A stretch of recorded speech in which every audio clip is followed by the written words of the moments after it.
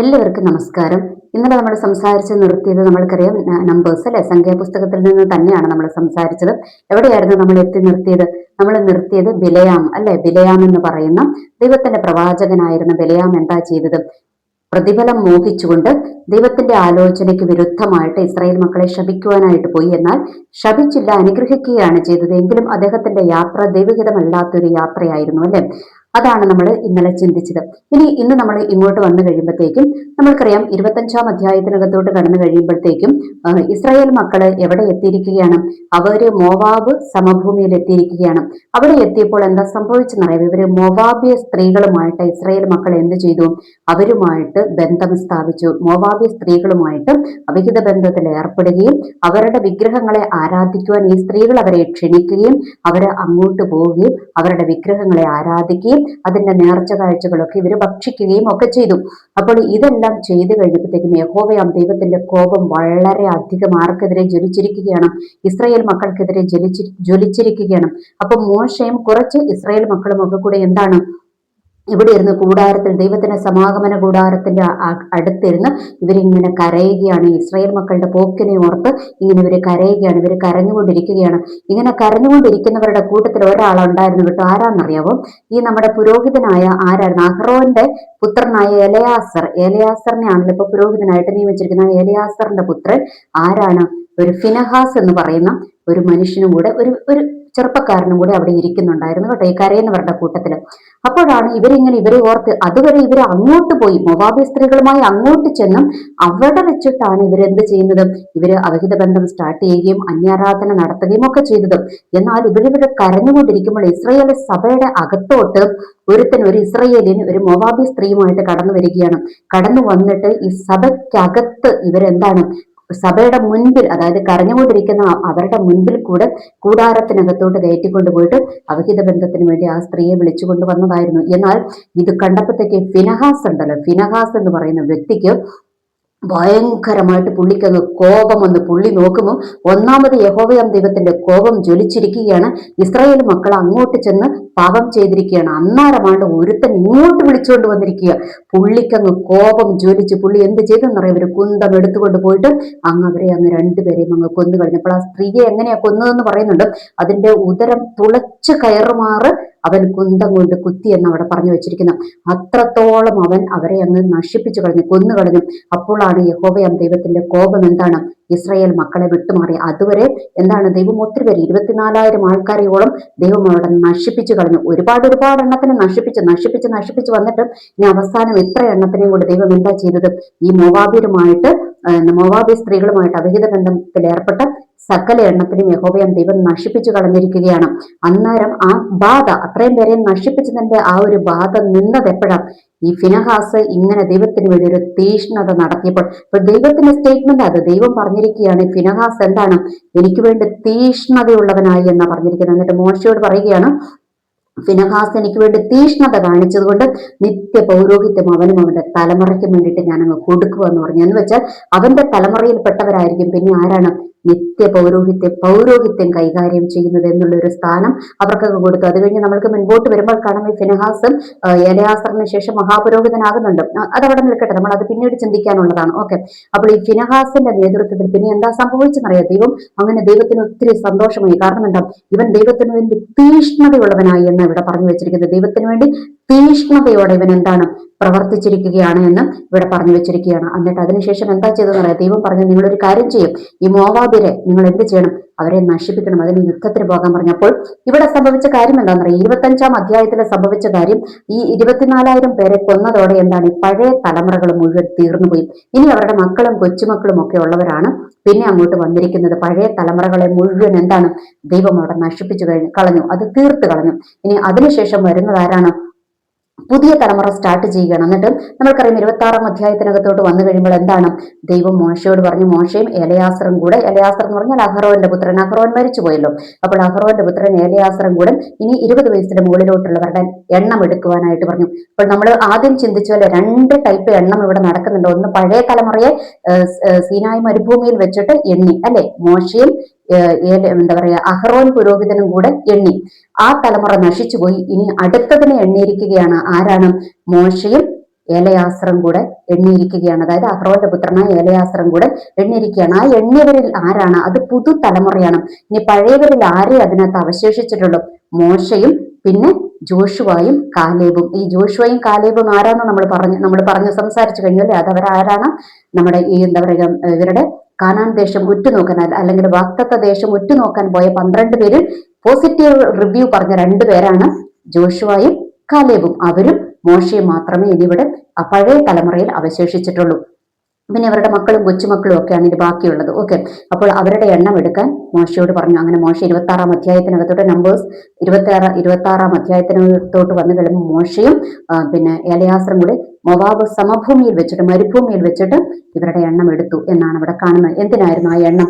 ആ എണ്ണം എടുത്തത് ഇസ്രായേൽ മക്കളുടെ ഒന്നുകൂടാതെ, എന്ന് വെച്ചാൽ അവരെ വിളിച്ചിറക്കിയ ആ ഒരു തലമുറയെ മുഴുവൻ നശിപ്പിച്ചു കളയുന്നതിന്, അവസാനത്തെ നശീകരണത്തിനും കാരണമായ മോവാബിരെ നശിപ്പിക്കാൻ. എന്തിനായി മോവാബിരെ നശിപ്പിക്കണമെന്ന് പറഞ്ഞതെന്നറിയാവോ? അവരെന്താ ചെയ്തത്? അവർ ഇസ്രായേൽ മക്കളെ വലിച്ചുകൊണ്ടുപോയി അല്ലെ, അന്യാരാധനയിലേക്ക് വേണ്ടി അവരെ വലിച്ചുകൊണ്ടുപോയി. അതുമല്ല, അവർ അതുവരെ ദൈവത്തോട് പെറുപെറുപ്പ, കാളക്കുട്ടിയെ ഉണ്ടാക്കിയെങ്കിലും അത് അവിടെ കൊണ്ട് സ്റ്റോപ്പ് ചെയ്യിപ്പിച്ചു. അതിനുശേഷം എന്താണ്, ഇവരുമായിട്ട് എന്താ പറയുക, സ്ത്രീകളുമായിട്ട് അവിഹിത ബന്ധത്തിൽ ഏർപ്പെടുകയും അവരുടെ ആരാധനാ മൂർത്തികളെ സേവിക്കുകയും ചെയ്തു. അതുകൊണ്ട് ദൈവം ആ തലമുറയെ മുഴുവൻ നശിപ്പിച്ചു കളഞ്ഞു. അതുകൊണ്ട് ദൈവം പറഞ്ഞു, ഇവരെ നശിപ്പിക്കണം. അതിന് മിദ്യാന്യര, ഇവരെ നശിപ്പിച്ചു കളയണം. എന്ത് ചെയ്യണം? അതുകൊണ്ട് എണ്ണം എടുത്ത് വിടാൻ പറഞ്ഞു. അങ്ങനെ ഇവരെ എണ്ണം എടുത്ത് ഇവരെ മിദ്യാന്യരെ അല്ലെങ്കിൽ ഈ മോവാബിരെ നശിപ്പിക്കുവാൻ വേണ്ടിയിട്ട് മോശ എന്ത് ചെയ്തിരിക്കുന്നത്? എണ്ണം എടുത്ത് വിട്ടു. അതിനകത്ത് ആരൊക്കെയാ ഉള്ളതെന്നറിയാമോ? അതിനകത്തുള്ളത് ജോഷുവ ഉണ്ട്. അതിന്റെ കൂട്ടത്തിൽ ആരാന്നറിയാമോ? മെയിനായിട്ട് പുരോഹിതനായിട്ട് നേതാവായിട്ട് വിട്ടിരിക്കുന്ന ആരെന്നറിയാം? ഈ ഫിനഹാസിനെ വിട്ടിരിക്കുന്നത്. ഒരു ഫിനഹാസും ജോഷുവയുടെ നേതൃത്വത്തിൽ ഇവർ പോയിട്ട് എന്താണ് അവിടെ പോയിട്ട് നശിപ്പിച്ചു കളഞ്ഞു. അവരെ മുഴുവൻ നശിപ്പിച്ചു കളയാൻ ദൈവം പറഞ്ഞെങ്കിലും മുഴുവൻ നശിപ്പിച്ചില്ല. അവരെന്ത് ചെയ്തു? സ്ത്രീകളെയും കുട്ടികളെയും ഒക്കെ ഇങ്ങോട്ട് പിടിച്ചുകൊണ്ട് വന്നു. അവരെ പിടിച്ചുകൊണ്ട് വന്നു, എന്നിട്ട് കൊള്ളയിട്ടുകൊണ്ട് വന്നു. എന്നിട്ട് മോശ എന്താണ്, മോശയ്ക്ക് അപ്പോൾ കോപം ജ്വലിച്ചു. മോശ അവരോട് പറഞ്ഞു, സ്ത്രീകളെയും കുട്ടികളെയും ഒക്കെ നിങ്ങൾ നശിപ്പിക്കണം. കാരണം ഈ സ്ത്രീകൾ കാരണമാണ് ഇസ്രായേൽ മക്കൾ നശിക്കുവാനായിട്ട് ഇടയായത്. അതുകൊണ്ട് എന്ത് ചെയ്യണം? ഇവരെയും അങ്ങ് ആ സ്ത്രീകളെ നശിപ്പിക്കണം എന്ന് പറഞ്ഞു. എന്നിട്ട് അവരോട് പറഞ്ഞു, എന്താണ്, ആൺകുട്ടികളെയൊക്കെ നശിപ്പിച്ചു. അതുകൂടാതെ പുരുഷന്മാരുമായി എന്താ പറയുക, ബന്ധത്തിൽ ഏർപ്പെട്ടിരിക്കുന്ന സ്ത്രീകളെയെല്ലാം നശിപ്പിച്ചു കളയാൻ പറഞ്ഞു. അങ്ങനെ രണ്ടാമത്തെ സംഹാരം അവരുടെ ഇടയിൽ പൂർത്തിയായിരിക്കുകയാണ്. അവരെ അങ്ങ് നശിപ്പിച്ചു കളയാൻ പറഞ്ഞു. എന്നിട്ട് മോശയോട് അതിനു മുൻപേ ദൈവം പറയുന്നുണ്ട്, നീ ഈ മിദ്യാനിലെ അല്ലെങ്കിൽ മോവാബിൽ ഇവരെ നശിപ്പിച്ചു കഴിയുമ്പോൾ എന്ത് സംഭവിക്കും? നീ നിന്റെ പിതാക്കന്മാരോട് ചേരുമെന്ന് മോശയോട് പറഞ്ഞിരിക്കുകയാണ്. അപ്പോൾ മോശ അവിടെ ഒന്നും പറഞ്ഞില്ല, ദൈവത്തോട് ഒന്നും പറഞ്ഞില്ല. മോശ, കർത്താവെ, ഞാൻ അവിടെ തൊട്ട് ഇവരെല്ലാം നയിച്ചുകൊണ്ട് വന്നതല്ലേ, ഞാൻ ഇത്രയും കഷ്ടപ്പെട്ടതല്ലേ, എന്നിട്ട് എന്നെ അങ്ങോട്ട് കടത്താത്തത് എന്താ എന്നുള്ള പെറുപെറുപ്പോ ക്വസ്റ്റ്യൻ ഒന്നും മോശ അവിടെ നടത്തിയില്ല കേട്ടോ. മോശ എന്താ ചെയ്ത? മോശ പറഞ്ഞു, കർത്താവെ, അപ്പോഴും മോശയ്ക്ക് ഒറ്റ വിചാരമേ ഉള്ളൂ. മോശ പറഞ്ഞു, കർത്താവെ, എനിക്ക് ശേഷം ഈ ജനത്തിന് ആരും ഇല്ലാണ്ടാകുമല്ലോ, അപ്പോൾ അവരെ നയിക്കാൻ ഒരു നേതാവിനെ അവിടുന്ന് തെരഞ്ഞെടുക്കണമെന്ന് പറഞ്ഞു അല്ലെ. നേതാവിനെ തെരഞ്ഞെടുക്കണമെന്ന് പറഞ്ഞപ്പോൾ ദൈവം എന്താ പറഞ്ഞ? നിന്റെ കൂടത്തിൽ നിന്ന ഒരുത്തനുണ്ടല്ലേ, ജോഷുവ എന്ന് വെച്ചാൽ കൂടാരം വിട്ടുപിരിയാതെ നിന്നവനില്ലേ, അവനെ അങ്ങ് തെരഞ്ഞെടുത്തോളാൻ പറഞ്ഞു. എന്ന് വെച്ചാൽ ദൈവത്തിന്റെ ആ ഒരു കൂടാരം വിട്ടുപിരിയാതെ നിന്ന ചെറുപ്പക്കാരനായിരുന്നു ആര്? ജോഷുവ. അപ്പോൾ ജോഷുവനെ അങ്ങ് തെരഞ്ഞെടുത്തോളാൻ പറഞ്ഞു. എന്നിട്ട് നിന്റെ എന്താ പറയുക, നിന്റെ അധികാരത്തിന്റെ ഒരു അംശം എടുത്ത് അവന് കൊടുക്കണം എന്നൊക്കെ പറഞ്ഞുള്ള നിർദ്ദേശങ്ങൾ അവിടെ കൊടുക്കുകയാണ്. അങ്ങനെ അതിനുശേഷം നമ്മൾക്കറിയാം അവിടെ കൊണ്ട് ഈ അധ്യായം അവസാനിക്കുകയാണ്. അതായത് 36 നമ്മുടെ സംഖ്യാപുസ്തകം അവിടെ അവസാനിക്കുകയാണ്. എന്നിട്ട് ഇവരോട് പറയുന്നുണ്ട് കുറെ സമാധാന നിയമങ്ങളെ കുറിച്ചുള്ള കാര്യങ്ങൾ, എന്ന് വെച്ചാൽ ഇവരുടെ ദൈവത്തിന് വേണ്ടി എന്തൊക്കെ നിങ്ങൾ ചെയ്യണം, അങ്ങനെയുള്ള കാര്യങ്ങൾ പറയുന്നു. അവർക്ക് വേണ്ടിയിട്ട് ഭാഗിച്ചു കൊടുക്കണം, എന്താ പറയുക, അവകാശം ഭാഗിച്ചു കൊടുക്കണം എന്ന് പറയുന്നു. എന്നിട്ട് അവരോട് പറഞ്ഞിട്ട് അങ്ങനെയുള്ള കാര്യങ്ങളൊക്കെ മോശയെ ദൈവം പറഞ്ഞു ഏൽപ്പിക്കുന്നുണ്ട്. അതെല്ലാം കഴിഞ്ഞു കഴിഞ്ഞിട്ട് അതോടെ എന്താണ്, ഈ അധ്യായം അവിടെ അവസാനിക്കുകയാണ്. അതായത് ഇവരെങ്ങനെ മുൻപോട്ട്, എങ്ങനെ ഇവർ യാത്ര തുടരണം, ജോഷുവയുടെ നേതൃത്വത്തിൽ ഇവരെങ്ങനെ യാത്ര തുടരണം, ഇവരിനി എന്തൊക്കെ സ്ഥലങ്ങൾ പിടിച്ചെടുക്കണം, അങ്ങനെയുള്ള കാര്യങ്ങളൊക്കെ ഇവർക്ക് കൊടുക്കുകയും ഒക്കെ ചെയ്യുന്നുണ്ട്. കുറച്ച് അവകാശങ്ങളോടെ ഭാഗിച്ചു കൊടുക്കുകയും ഒക്കെ ചെയ്യുന്നുണ്ട്. അതോടെ അധ്യായം അവിടെ അവസാനിക്കുകയാണ്.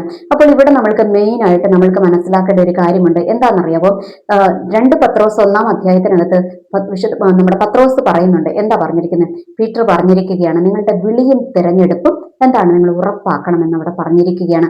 അപ്പോൾ ഇവിടെ എന്താ സംഭവിച്ചെന്നറിയാവോ? ഇസ്രായേൽ മക്കൾക്ക് അവരെ സംബന്ധിച്ചിടത്തോളം അവരുടെ വിളിയും തിരഞ്ഞെടുപ്പും ഉറപ്പാക്കുവാൻ അവർക്ക് കഴിഞ്ഞില്ല അല്ലെ. അവർ പരാജയപ്പെട്ടു പോയി. ഒരു തലമുറ, ആദ്യത്തെ ജനറേഷൻ പരാജയപ്പെട്ടു പോയി. അപ്പോൾ ആ പരാജയപ്പെട്ടു പോയപ്പോൾ എന്താണ്, ദൈവം അവരെ നശിപ്പിച്ചു കളഞ്ഞു. അത് കഴിഞ്ഞിട്ട് അവരുടെ നെക്സ്റ്റ് ജനറേഷൻ ആണ് പിന്നെ അങ്ങോട്ട് കിടക്കുന്നത്, വാഗ്ദത്ത കനാനിലേക്ക് കിടക്കുകയും അവകാശത്തിന് വേണ്ടി പോരാടാനൊക്കെ പോകുന്നത്. പിന്നെ അവർക്ക് കുറച്ചു പേർക്കും ആദ്യത്തെ രണ്ട് ഗോത്രങ്ങൾക്ക് എന്താണ് കുറച്ച് യോർദാൻ നദിയുടെ ഇക്കര ഭാഗം വിഭാഗിച്ചു കിട്ടുകയും ഒക്കെ ചെയ്തു. ഓക്കെ, അപ്പോൾ ഇവര് എന്തുകൊണ്ടാണ് ഇവർ അക്കരെ കടക്കാതെ ഇവർക്ക് ആ ഒരു വാഗ്ദത്ത കനാനിലേക്ക് ആദ്യത്തെ തലമുറയ്ക്ക് കടക്കുവാൻ കഴിയാതിരുന്നത് എന്തുകൊണ്ടാണ്?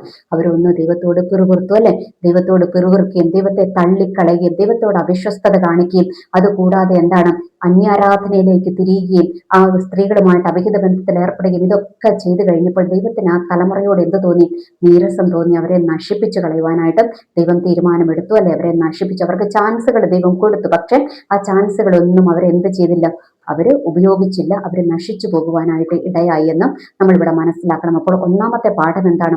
ഒന്നാമത്തെ പാഠം എന്ന് പറയുന്നത് നമ്മളെ വിളിച്ചിരിക്കുന്ന വിളിയും തെരഞ്ഞെടുപ്പും നമ്മൾ ഉറപ്പാക്കണം. നമ്മളെ എന്തിനാ ദൈവം വിളിച്ചിരിക്കുന്നത് എന്നും നമ്മൾ ഉറപ്പാക്കണം. നമ്മൾ മറ്റുള്ളവരെ നോക്കേണ്ടവരല്ല അല്ലെ, നമ്മളെ എന്തിനാ ദൈവം വിളിച്ചിരിക്കുന്നത് എന്നുള്ള വിളിയും തെരഞ്ഞെടുപ്പും നമ്മൾ ഉറപ്പാക്കുക. കാരണം വേറൊരാൾ പറയുന്നതും വേറൊരാൾ ചെയ്യുന്നതും അല്ല നമ്മൾ ചെയ്യേണ്ടത്. നമ്മളെ കുറിച്ചുള്ള ദൈവത്തിന്റെ വിളിയും തിരഞ്ഞെടുപ്പും നമ്മൾ ഉറപ്പാക്കുക. ഒന്ന്. രണ്ടാമത്തത് ഫിനഹാസ് നമ്മൾക്ക് തരുന്ന ഒരു ദൂത് എന്താണ്? ഫിനഹാസ് തരുന്ന ദൂത്, ദൈവത്തിന് വേണ്ടി തീഷ്ണതയോടെ നിന്നാൽ ദൈവം നമ്മളോടും തീഷ്ണത കാണിക്കും. അത് ഭയങ്കര ഒരു സ്റ്റേറ്റ്മെന്റ് കേട്ടോ. ദൈവത്തിന് വേണ്ടി നമ്മൾ തീഷ്ണതയോടെ നിന്നാൽ ദൈവം നമ്മളോടും തീഷ്ണത കാണിക്കും. കാരണം നമ്മൾക്ക് വേണ്ടിയും ദൈവം തീഷ്ണത കാണിക്കും. കാരണം എന്താണെന്നറിയാവോ? അവിടെ ഫിനഹാസ് മറ്റൊന്നും നോക്കിയില്ല അല്ലെ, ശിമയോൻ ഗോത്രത്തിൽപ്പെട്ട ഒരു പുരുഷനെയാ കൊന്നതും. അപ്പോൾ അവനോട് ആ ഒരു ഗോത്രം എന്നോട് എന്ത് ചെയ്യുമെന്നോ അല്ലെങ്കിൽ മറ്റുള്ളവർ എന്നെ എന്ത് ചെയ്യുമെന്നോ ഒന്നും പുള്ളി നോക്കിയില്ല. പുള്ളി ആർക്ക് വേണ്ടിയാ തീഷ്ണത കാണിച്ച്? ദൈവത്തിന് വേണ്ടിയാ പുള്ളി തീഷ്ണത കാണിച്ച്. വേറെ ആരെയും അവിടെ നോക്കിയില്ല. ആരുടെ അനുവാദം ചോദിക്കാൻ പോയില്ല. മോശയോടും അനുവാദം ചോദിക്കാൻ പോയില്ല. പുരോഹിതനോട്, തന്റെ അപ്പനായ പുരോഹിതനായ എന്താ പറയുക മഹാപുരോഹിതനായിട്ടുള്ള ഏലയാസറിനോടും അനുവാദം ചോദിക്കാൻ പോയില്ല. ആരോടും അനുവാദം ചോദിക്കാൻ പോയില്ല. പുള്ളി ഡയറക്റ്റ് ദൈവത്തിന് വേണ്ടി എന്ത് ചെയ്തു? അങ്ങ് തീഷ്ണതയുമായിട്ട് അങ്ങ് ഇറങ്ങിയപ്പോൾ ദൈവം അവനെ അങ്ങ് അനുഗ്രഹിച്ചു. ദൈവത്തിന് അത് സന്തോഷമായി അല്ലെ. ദൈവം അവന് നിത്യ പൗരോഹിത്യം അവന്റെ തലമുറകൾക്ക് വേണ്ടി ദൈവം അങ്ങ് മാറ്റിവെച്ചു എന്നുള്ളത് നമ്മൾ മറക്കരുത്. കാരണം അവിടെ ഒരുപാട് ലേവി ഗോത്രത്തിൽ ഒരുപാട് പേരുണ്ട് കേട്ടോ, ഒരുപാട് പേര് അതിനകത്തുണ്ട്. പക്ഷെ ദൈവത്തിന് വേണ്ടി തീഷ്ണത കാണിച്ച് ഫിനഹാസിനും അവന്റെ തലമുറകൾക്കും വേണ്ടിയിട്ട് ദൈവം ആ നിത്യ പൗരോഹിത്യം അങ്ങ് മാറ്റിവെച്ചു എന്നുള്ളൊരു യാഥാർത്ഥ്യം നമ്മൾ ഇവിടെ തിരിച്ചറിയണം. അതുകൊണ്ട് ഇവിടെ നമ്മളോട് ദൈവം പറയുന്ന ആലോചന എന്താണെന്നറിയാമോ? നമ്മൾ ദൈവത്തിന് വേണ്ടി തീഷ്ണതയുള്ളവരായിരിക്കണം. എന്ന് വെച്ചാൽ അതിനകത്ത് നമ്മൾ ആരെയും നോക്കണ്ട, ഒരുത്തരെയും നമ്മൾ നോക്കണ്ട, നേതാവിനെയും നോക്കണ്ട, പുരോഹിതനെ നോക്കണ്ട, ആരെയും നോക്കണ്ട. ദൈവത്തിന് വേണ്ടി, ദൈവത്തിന്റെ ആലയത്തിന് വേണ്ടി നമ്മൾ തീഷ്ണതയുള്ളവരായിരുന്നാൽ എന്താ സംഭവിക്കുന്നതെന്നറിയാമോ? ദൈവം നമ്മളുടെ കാര്യത്തിലും തീഷ്ണതയുള്ളവനായിട്ട് ഇറങ്ങി വരും. അപ്പോൾ ഇത് തരുന്ന മറ്റൊരു ദൂത് എന്താണെന്നറിയാമോ? നമ്മൾ പോകുന്ന സഭകളിലുണ്ട് അല്ലെ, സഭകളൊക്കെ ഇന്ന് മിക്ക സഭകളും ഇന്ന് കറപ്റ്റഡ് ആയിക്കൊണ്ടിരിക്കുകയാണ് അല്ലെ. ഇന്ന് പണത്തിന് വേണ്ടിയും അധികാരത്തിന് വേണ്ടിയും ഇന്ന് എന്താണ് സഭകൾ ഇന്ന് കറപ്റ്റഡ് ആയിക്കൊണ്ടിരിക്കുകയാണ്. നേതാക്കന്മാരിന്ന് വീണുകൊണ്ടിരിക്കുകയാണ്. ഇവിടെ നേതാക്കന്മാരെ നോക്കാതെ, മറ്റുള്ളവരെ നോക്കാതെ ദൈവത്തിന് വേണ്ടി തീഷ്ണതയോടെ അതിനെതിരെ പ്രതികരിക്കുവാൻ നീ തയ്യാറായി കഴിഞ്ഞാൽ നിനക്കും നിന്റെ കുടുംബത്തിനും വേണ്ടി ദൈവം തീഷ്ണത കാണിക്കുമെന്നുള്ള വലിയൊരു സന്ദേശമാണ് ഈ വചനത്തിലൂടെ ദൈവം നമ്മൾക്ക് തരുന്നത് എന്നുള്ളൊരു യാഥാർത്ഥ്യം നമ്മൾ തിരിച്ചറിയുക. ഇനി അടുത്തത് എന്താണ്? അടുത്തത് ദൈവത്തിനോട് ചേർന്ന് നിന്നല്ലേ, ദൈവത്തിന്റെ കൂടാരം വിട്ടുപിരിയാതെ എന്താണ് മോശയോടും ദൈവത്തിന്റെ ആ ഒരു കൂടാരത്തിനോട് പറ്റിച്ചേർന്നിരുന്നവനെ ദൈവം എന്താ ചെയ്ത്? അവനെ ദൈവം അടുത്ത നേതാവായിട്ട് തിരഞ്ഞെടുത്തു എന്നുള്ളൊരു യാഥാർത്ഥ്യം ഇവിടെ നമ്മൾ മനസ്സിലാക്കുക. കാരണം ഇത് മറ്റൊന്നും നോക്കിയിട്ടില്ല. ആ രണ്ട് വ്യക്തികളുടെ അവരുടെ മാത്രം ക്വാളിറ്റിയാണ് ദൈവം നോക്കിയത് അല്ലെ. അവിടെ ജോഷുവയുടെ ക്വാളിറ്റി എന്തായിരുന്നു? മോശയോട് പറ്റിച്ചേർന്ന് നിന്നു, മോശയ്ക്ക് കീഴടങ്ങി നിന്നു. രണ്ടാമത് എന്താണ്? അപ്പൊ മോശ ആരാന്നും കൂടി അറിയണം. മോശ ദൈവത്തിന്റെ എന്താ പറയുക നേതാവായിട്ട് ദൈവം തിരഞ്ഞെടുത്തവന് കറപ്റ്റഡ് അല്ല മോശ. ഓക്കെ, ആ ഒരു കറപ്റ്റഡ് അല്ലാത്ത നേതാവിനോടാണ് ആര് പറ്റിച്ചേർന്ന് നിന്നത്? ജോഷുവ പറ്റിച്ചേർന്ന് നിന്നത്. ഇന്ന് പല പഠിപ്പീരുകളുമുണ്ട്. അവരെന്തെങ്കിലും ചെയ്തോട്ടെന്നേ, അവരുടെ കാര്യം ദൈവം നോക്കിക്കോളും, അവൻ കറപ്റ്റഡ് ആണെങ്കിലും നീ അവനങ്ങ് കീഴടങ്ങിയിരിക്കുന്നുള്ള പഠിപ്പീരുകളുണ്ടെന്നോ അതൊന്നും അല്ല ഇവിടെ പറഞ്ഞിരിക്കുന്നത്. മോശ എന്ന് പറയുന്ന മനുഷ്യനെ കുറിച്ചുള്ള ദൈവത്തിന്റെ സ്റ്റേറ്റ്മെന്റ് എന്താണ്? അവൻ ഭൂതലത്തിലെങ്ങും സൗമ്യനായിരുന്നു, എന്റെ ഗ്രഹത്തിൽ വിശ്വസ്തനായിരുന്നു. ആ വിശ്വസ്തനോട് എന്താ ചെയ്ത്? കീഴടങ്ങിയിരിക്കുകയും അവനോട് പറ്റിച്ചേർന്നിരിക്കുകയും ചെയ്ത ജോഷുവയാണ് ദൈവം എന്ത് ചെയ്തത്? അടുത്ത നേതാവായിട്ട് തെരഞ്ഞെടുത്തത്. ഓക്കെ, ഇനി ഇവിടെ എന്താണ്? ഫിനഹാസ് എന്താ? തീഷ്ണത അല്ലെ, ദൈവത്തിന് വേണ്ടി തീഷ്ണത കാണിച്ചു. ആരെയും നോക്കിയില്ല. സഭയ്ക്കകത്ത് തെറ്റ് കണ്ടപ്പോൾ മറ്റാരെയും നോക്കിയില്ല. മഹാപുരോഹിതനോടും ചോദിച്ചില്ല, നേതാവിനോടും ചോദിച്ചില്ല. പുള്ളി അങ്ങ് തീഷ്ണതയുമായിട്ട് അങ്ങ് എഴുന്നേറ്റു. അവിടെ എഴുന്നേറ്റ് കഴിഞ്ഞപ്പോൾ എന്താ സംഭവിച്ചതെന്നറിയാമോ? ദൈവത്തിന്റെ വലിയ വിളിയും തെരഞ്ഞെടുപ്പും അവന്റെ മേൽ പതിയുവാനായിട്ട് ഇടയായി. അപ്പോൾ ഇവിടെ നമ്മൾ മനസ്സിലാക്കേണ്ട രണ്ട് വ്യക്തികളെ, ജോഷുവയും ഫിനഹാസും. ഈ ഫിനഹാസ് ഇവര് രണ്ടുപേരും എന്താ, അവര് രണ്ടുപേർക്കും ഇൻഡിപെൻഡന്റ് ആയിട്ട്, അതല്ലേ, വ്യക്തിപരമായ ദൈവത്തോട് അടുപ്പം സൂക്ഷിച്ചവരാ. ആ വ്യക്തിപരമായ അടുപ്പത്തിന്മേലാണ് ദൈവം അവരുടെ മേൽ പ്രവർത്തിക്കുവാനായിട്ട് ഇടയായത്. ഇവിടെ നമ്മൾ മനസ്സിലാക്കേണ്ട ഒരു കാര്യമുണ്ട്. നമ്മൾക്കും എന്തുണ്ടാകണം? ദൈവത്തോട് വ്യക്തിപരമായ ഒരു അടുപ്പം ഉണ്ടാകണം, വ്യക്തിപരമായ ഒരു തീഷ്ണത ഉണ്ടാകണം, വ്യക്തിപരമായ ദൈവത്തോട് നമ്മൾ വിട്ടുപിരിയാത്തവരായിരിക്കണം. മറ്റുള്ളവരെ നോക്കിയിട്ടല്ല, പാസ്റ്ററിനെയോ അച്ഛനെയോ മെത്രാനെയോ ബിഷപ്പിനെയോ നോക്കിയിട്ടല്ല. നമ്മൾ ആരെയാ നോക്കണ്ടേ? ദൈവത്തെ നോക്കണ്ട. നമ്മളെ വിളിച്ചിറക്കിയ ദൈവത്തെയാണ് നമ്മൾ നോക്കേണ്ടത്. ആ ദൈവത്തിന് വേണ്ടി ആ ദൈവത്തോട് പറ്റിച്ചേർന്നിരിക്കാനും ആ ദൈവത്തിന് വേണ്ടി തീഷ്ണതയുള്ളവരുമാകുവാൻ നമ്മൾ തയ്യാറായി കഴിഞ്ഞാൽ എന്താണ്, ദൈവം നമ്മളെ തെരഞ്ഞെടുക്കുന്നു എന്ന് വെച്ചാൽ ദൈവം നമ്മൾക്ക് വേണ്ടി തീഷ്ണത കാണിക്കുമെന്നുള്ളൊരു യാഥാർത്ഥ്യം നമ്മൾ തിരിച്ചറിയുക. അപ്പോൾ ഇതിന്റെ ഒരു ചുരുക്കം നിങ്ങൾക്ക് മനസ്സിലാക്കി എന്ന് ഞാൻ വിശ്വസിക്കുകയാണ്. നമ്മൾക്കറിയാം സംഖ്യാപുസ്തകം, അല്ലെ? സംഖ്യാപുസ്തകത്തിനകത്തോട്ട് വന്നു കഴിയുമ്പോൾ വളരെ ഭയത്തോടെ നമ്മൾ ആ ഒരു ഭാഗം കേൾക്കേണ്ടതാണ്. കാരണം ഒത്തിരി പ്രതീക്ഷയോടെ ദൈവം വാഗ്ദത്തം ചെയ്ത് വിളിച്ചിറക്കിയ ഒരു ജനത്തെ അവരുടെ കയ്യിലിരിപ്പ് കൊണ്ട് തന്നെ ദൈവം അവരെ നശിപ്പിച്ചു കളഞ്ഞു. എന്നിട്ട് നെക്സ്റ്റ് ജനറേഷനെ ദൈവം തെരഞ്ഞെടുത്തു. അതാണ് സംഖ്യാപുസ്തകം നമ്മൾക്ക് തരുന്ന ഒരു പാഠം. അതുകൊണ്ട് നമ്മൾ ഓർക്കുക, ദൈവം നമ്മൾക്ക് തരുന്ന വിളിയിലും തെരഞ്ഞെടുപ്പിലും ഉറച്ചു നിൽക്കുവാൻ, ദൈവത്തിന് വേണ്ടി തീഷ്ണതയുള്ളവരാകുവാൻ, ദൈവത്തിന്റെ കൂടാരത്തിനോട് പറ്റിച്ചേർന്നിരിക്കുന്നവരാകുവാൻ ദൈവം നമ്മൾക്ക് ഓരോരുത്തർക്കും കൃപ തരട്ടെ. എനിവേ, എല്ലാവർക്കും നല്ലൊരു ദിവസം ആശംസിക്കുന്നു. നന്ദി, നമസ്കാരം.